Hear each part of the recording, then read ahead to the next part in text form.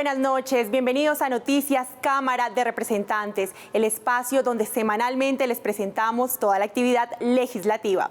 Edwin, buenas noches. Valentina, gracias, muy buenas noches. Pues esta semana el ambiente político está muy movido como consecuencia de la decisión del Consejo Nacional Electoral de abrir investigación a la campaña electoral del presidente de la República, Gustavo Petro. Les tenemos las reacciones de los representantes. Valentina. Así es, Edwin, los invitamos a conocer los titulares de la información más relevante que tendremos para ustedes en la presente emisión. Bienvenidos.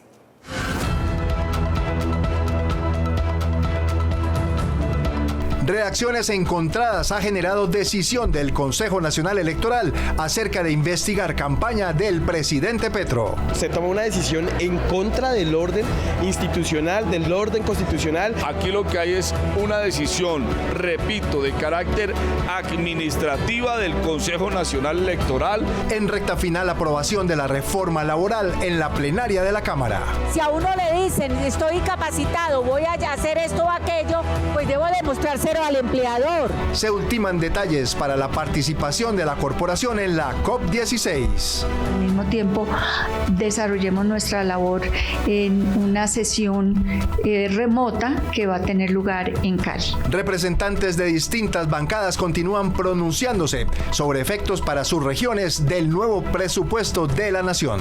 El desfinanciamiento y la terminación de los recursos para la carretera Retorno-Calamar. Esta semana visitamos el municipio de Trinidad, un tesoro turístico en la Orinoquía. Su comida, lo tradicional que tenemos nosotros, el bastimento, los tungos. Toda la información legislativa aquí en Noticias Cámara de Representantes. El Consejo Nacional Electoral inició investigación formal contra la campaña del hoy presidente Gustavo Petro por la presunta violación de los topes de financiación. Esta decisión desató todo tipo de reacciones en el mundo político. Veamos qué dijeron los congresistas. Congresistas de diferentes bancadas han reaccionado al anuncio del Consejo Nacional Electoral sobre formular cargos a la campaña presidencial de Gustavo Petro por una supuesta violación de topes de financiación. Para algunos, esta decisión pasa por encima del fuero presidencial. Eso se llama crónica de una muerte anunciada. Es algo que ya sabíamos porque se han perfilado en contra del gobierno del cambio, en contra del presidente Gustavo Petro y Francia Márquez. Claramente hay un golpe de Estado tácito con la decisión del Consejo Nacional Electoral por una razón sencilla, y es que existe un fuero presidencial consignado en la Constitución, es decir, se toma una decisión en contra del orden institucional, del orden constitucional. Ante las voces de golpe de Estado, hay quienes avalan el procedimiento del CNE y piden que la investigación siga en curso. No hay ningún golpe de Estado. Aquí lo que hay es una decisión, repito, de carácter administrativa del Consejo Nacional Electoral, que no es ninguna autoridad de orden judicial, y lo que hace el Consejo Nacional Electoral está cumpliendo su labor. Las decisiones de los magistrados en Colombia se deben respetar, es una decisión que se debe acatar, que debe seguir su curso el proceso administrativo.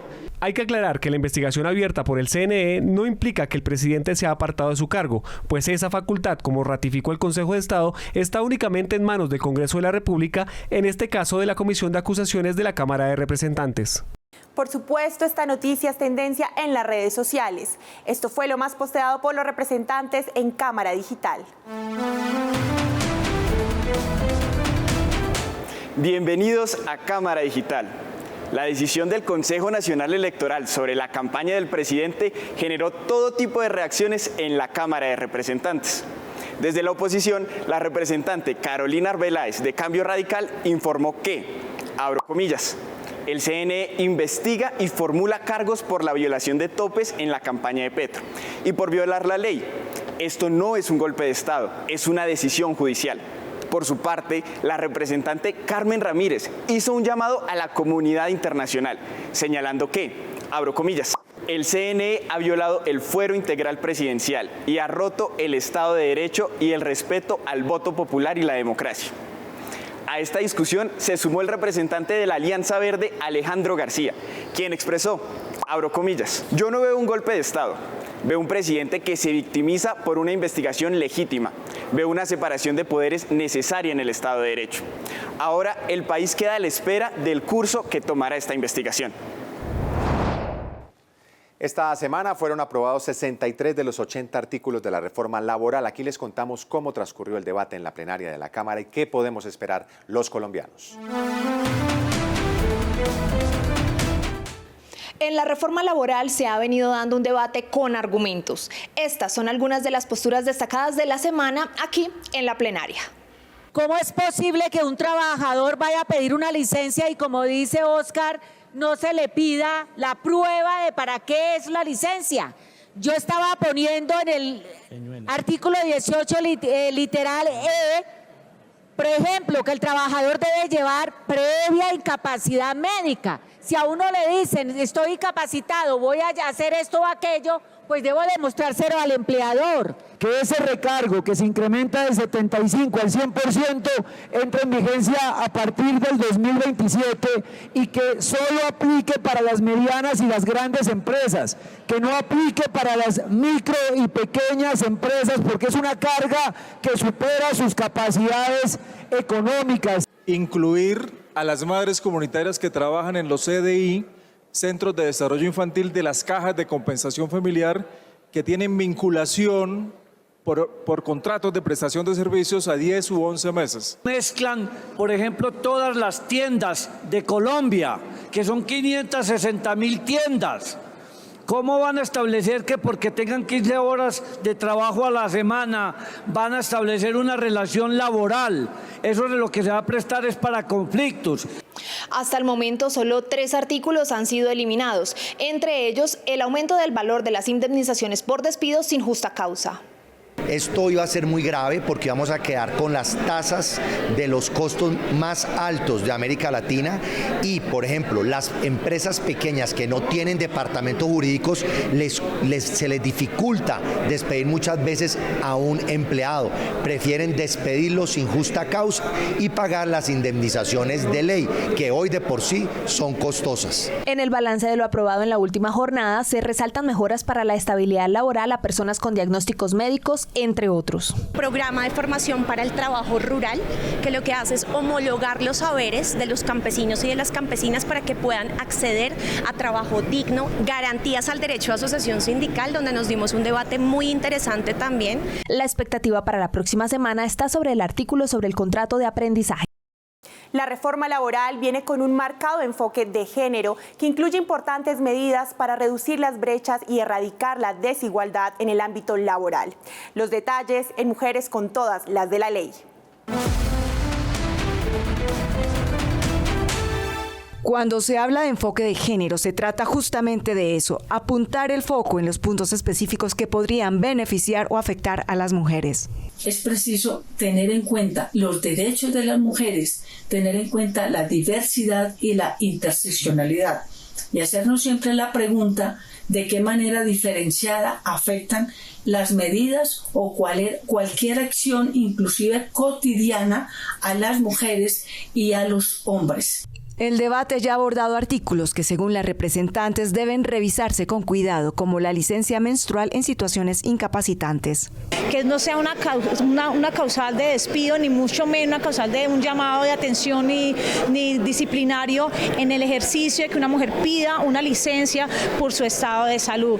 Pero este artículo, toda la polémica que generó, puede tener una doble vía, y es que pueda desincentivar la contratación de los empleadores hacia nosotras las mujeres. Lo que podemos hacer en una reforma laboral con un buen enfoque de género es realmente tener como en una balanza que, así como nos brindan unas licencias como la menstrual, nosotros tengamos cómo compensar el tiempo y que el empresario no tenga que decidir elegir entre un hombre y una mujer. Ampliar la licencia de paternidad es un aspecto de la reforma que, según algunas representantes, también beneficia a las mujeres. Para mí el más importante es el aumento de la licencia de paternidad.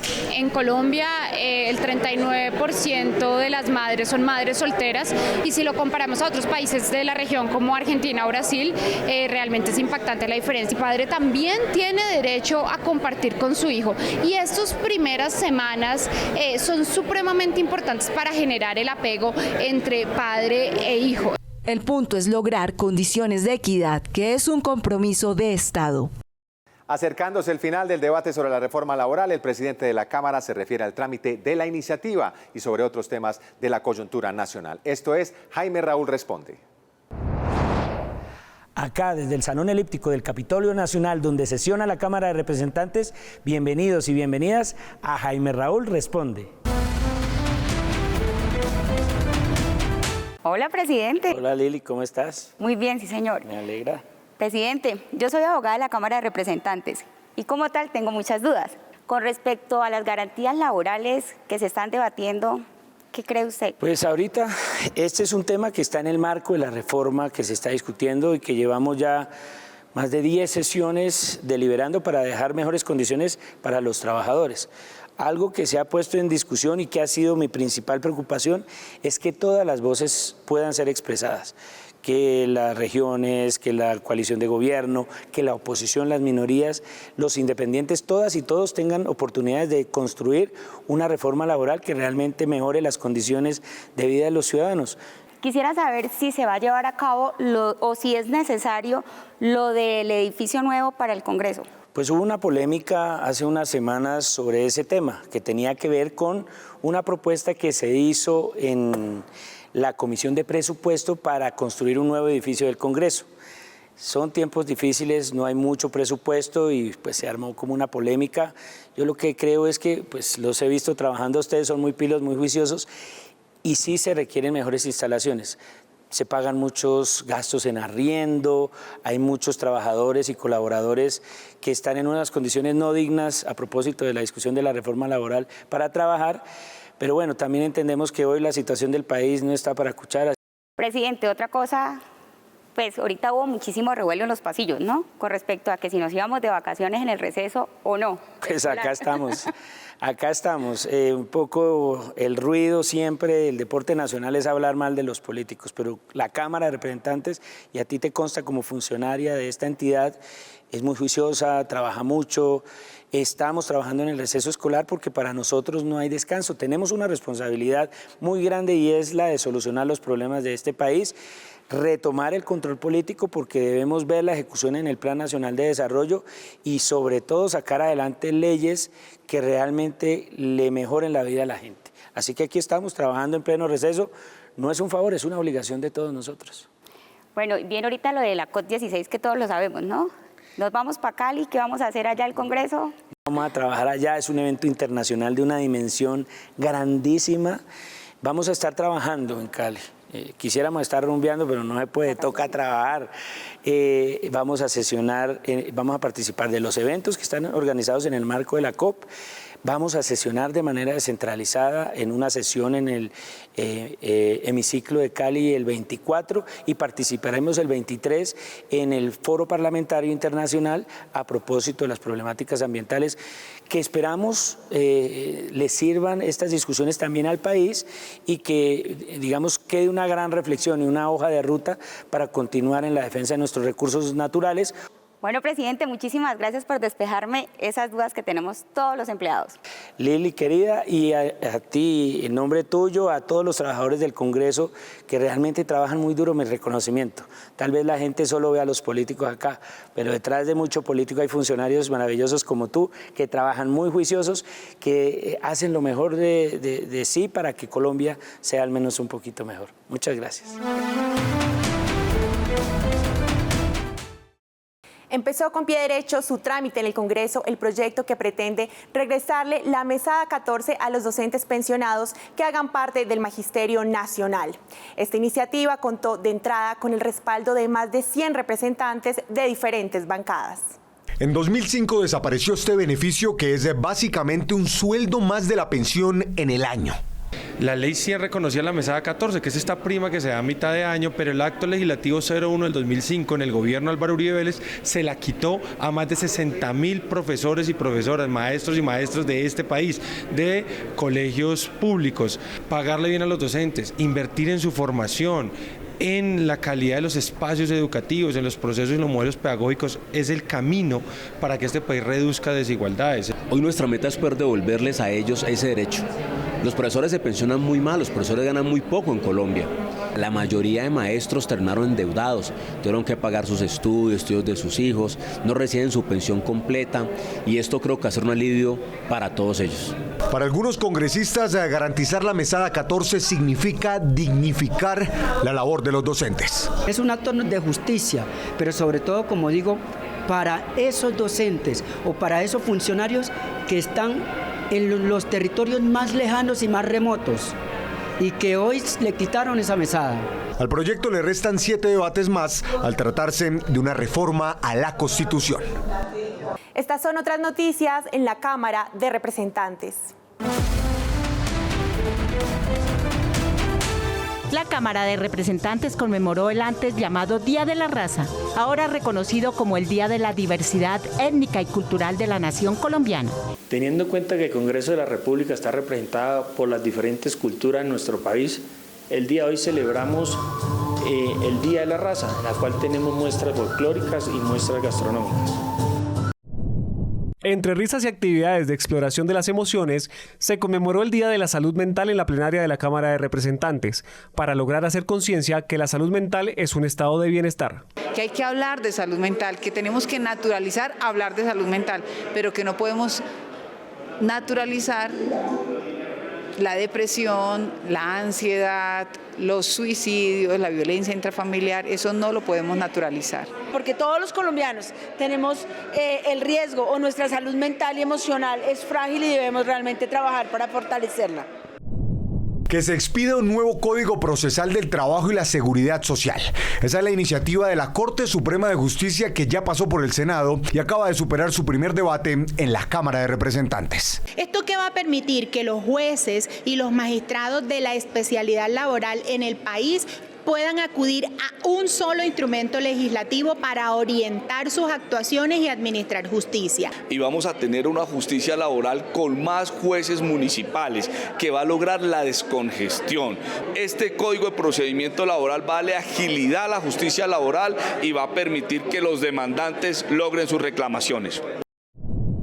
En la ciudad de Villa de Leyva, en Boyacá, se reunieron líderes sociales, políticos, empresarios y el Congreso en pleno para participar en la Feria de las Ideas. Diálogos en un escenario democrático con el fin de acabar la polarización y alcanzar un bien común entre los diferentes sectores es el objetivo esencial con miras a la reactivación económica. Al finalizar la Feria de Ideas, tanto Cámara como Senado se comprometieron a seguir buscando los canales que les permitan cumplir con las metas, entre ellas las reformas que plantea el presidente Petro.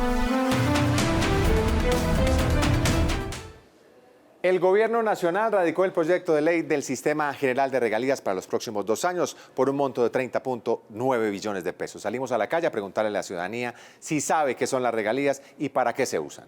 Las regalías son recursos que se recaudan por la explotación de hidrocarburos y la minería. Por esto preguntamos a los ciudadanos si sabían qué eran y cómo eran invertidos. No, señora. No. Las regalías son una renta de origen constitucional que básicamente se origina por la explotación del subsuelo nacional que es de todos los colombianos. Las regalías son los conceptos que paga todo departamento o municipio por la explotación de los recursos naturales.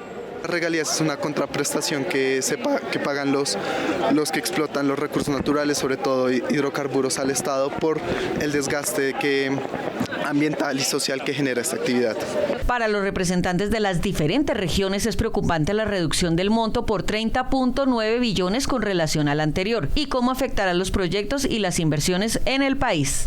Es evidente que el presupuesto bienal de regalías, que debe ser aprobado antes del 30 de noviembre, tiene una reducción significativa. Hay una reducción que va a afectar sin duda las inversiones en las regiones. Y también lamentamos el decreto que prohíbe la exportación de carbón a Israel, porque esto representa menos 650.000 millones de pesos para las regiones del país. Colombia, que tiene petróleo, está negándose a seguir explorando y produciendo petróleo y gas natural, lo cual es una pésima noticia para todas las finanzas de la nación. En particular en Antioquia, que tiene esa vocación minera, pues también preocupa. Desde ya alertan los mandatarios regionales que hay una reducción del 17% en la inversión, que por supuesto pondría en jaque algunos de los proyectos más importantes en los territorios. Este proyecto de ley iniciará su trámite en los próximos días, ya que antes del 30 de noviembre debe estar listo para sanción presidencial. Y en los próximos días, el gobierno expedirá por decreto el presupuesto general de la Nación para el próximo año. Los representantes advierten una baja inversión en las regiones y piden al Ejecutivo garantizar los recursos a las diferentes zonas del país. Los dineros que se asignaron en el presupuesto general de la Nación para el próximo año por parte del Gobierno Nacional a las regiones en inversión y proyectos sociales se redujo sustancialmente. Por esto, los representantes hacen un llamado a que se ajusten los programas y proyectos sociales. En el regionalizado, por ejemplo, para el departamento del Guaviare, teníamos 3 proposiciones importantes. Los recursos para la PETAR, para San José del Guaviare. Recursos para las vías terciarias y secundarias del departamento se recortan en un 30%. Y algo que lamentamos mucho, el desfinanciamiento y la terminación de los recursos para la carretera Retorno Calamar.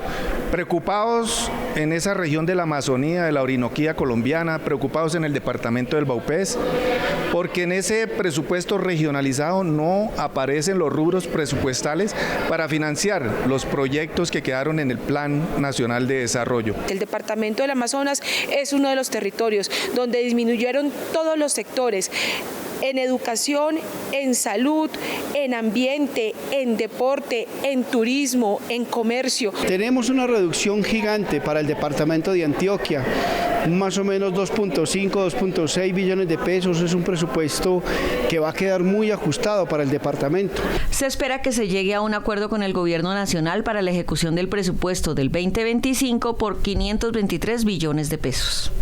Los partidos de oposición fijaron su punto de vista respecto de la propuesta del ministro del Interior de suscribir un acuerdo nacional para viabilizar temas prioritarios para el gobierno. Esta es la oposición en Cámara.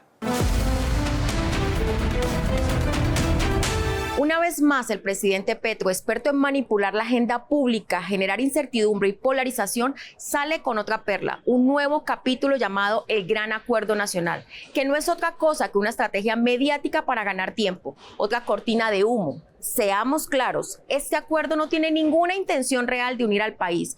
Lo que busca es distraernos de los grandes problemas y errores del gobierno Petro para seguir avanzando en una agenda que está destruyendo las bases de nuestra democracia.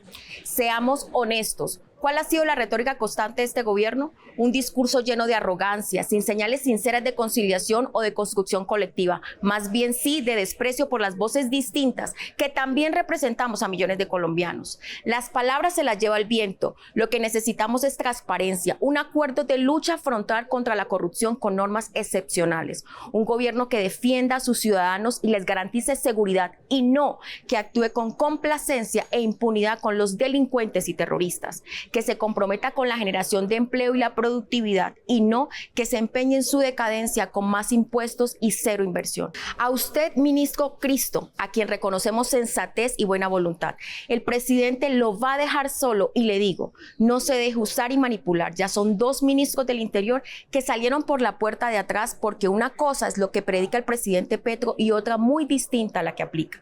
Presidente, ¿quiere convocar a las fuerzas vivas de la nación? Comience por comprender y reconocer que está gobernando y que el cambio que prometió también fue un engaño. La Cámara de Representantes está a modo COP16, el evento ambiental más importante del mundo. Les contamos los detalles de la agenda que la entidad desarrollará durante esta trascendental jornada.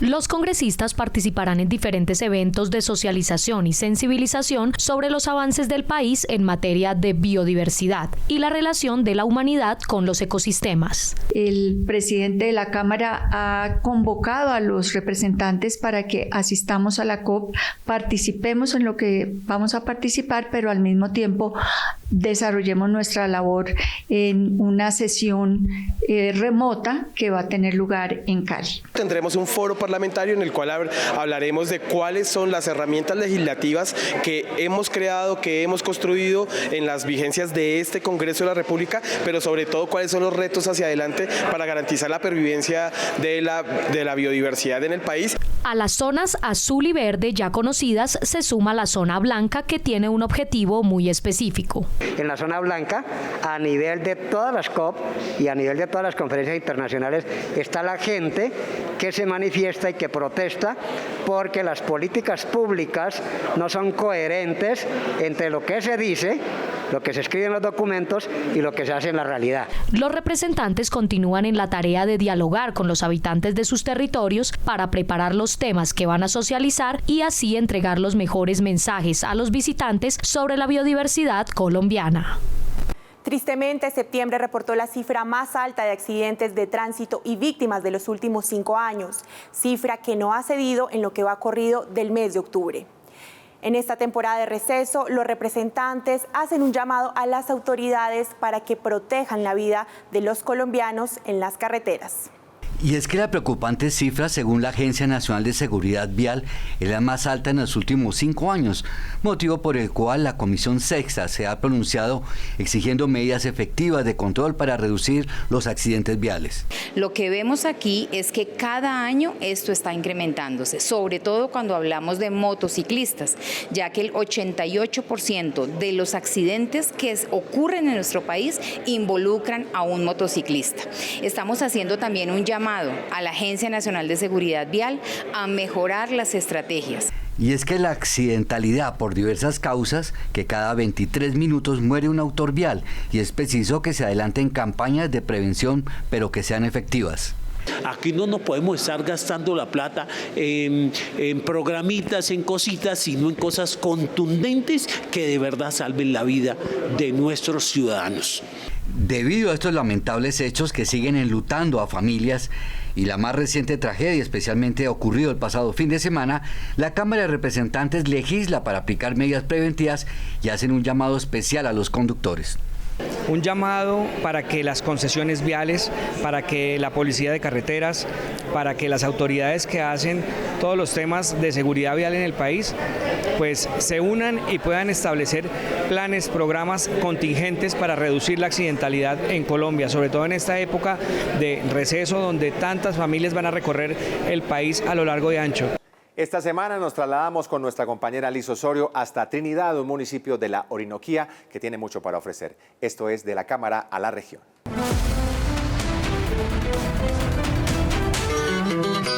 En la mitad de la llanura casanareña se encuentra Trinidad, un municipio por el que la historia del país ha cabalgado por 300 años. Conozca por qué es protagonista hoy aquí en De la Cámara a las Regiones. Su gente hermosa y trabajadora. Su comida, lo tradicional que tenemos nosotros, el bastimento, los tungos. La arrocera, la ganadería, todo esto es bueno, verdaderamente Trinidad. Su historia, tradición y cultura hizo que la Cámara de Representantes le otorgara la Orden de la Democracia Simón Bolívar en el grado Cruz Comendador. Un municipio de más de 15.000 habitantes, pero eso es importante el llamado del gobierno nacional. Hay temas muy importantes para esta población, como son sonidos de paz, temas importantes en deporte, en ganadería, y es importante que el gobierno nacional ponga los ojos en este territorio. Fue poblada por indígenas y fundada en 1724 por jesuitas. Sirvió de base al Ejército Libertador, aportó próceres a la independencia, es cuna literaria y hoy es una importante despensa agrícola del Casanare. Agradecerle al Congreso también que